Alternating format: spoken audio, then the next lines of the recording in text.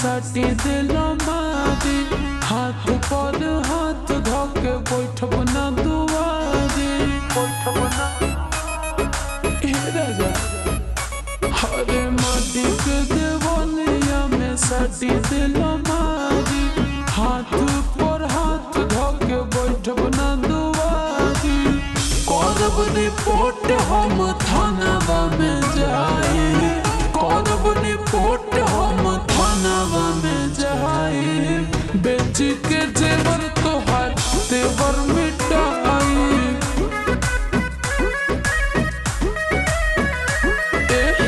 बेच के जेवर तोहार तेवर मिटाई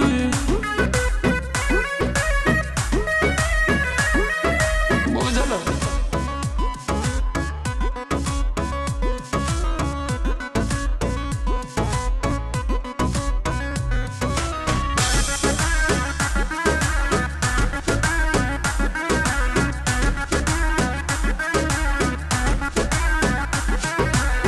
बुझले ले बड़ा हमके काम जोर हो तोहरे कारण बहावत बानी लोड हो का कहूँ होश आई तो राजा मद होश होइबा हो कारा वाइब करब तुम होश होइबा हो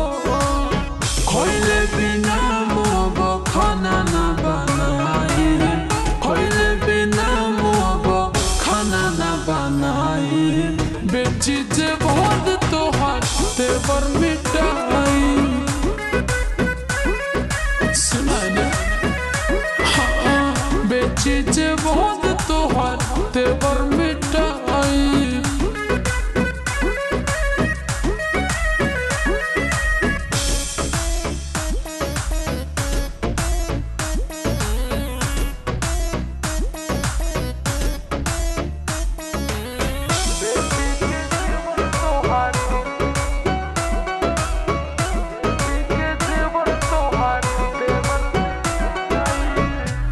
प्रिय तरसी ना वैसे ठन ढाइबा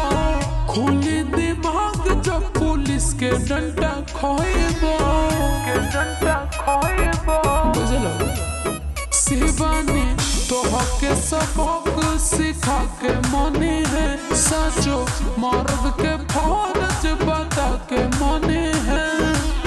तोहके सुधार कोनो हद ले हम जाए तोहके सुधार कोनो हद ले हम जाए बेची जे बहुत तोहार तेवर मिटाई सुना ना हाँ बेची जे बहुत तोहार तेवर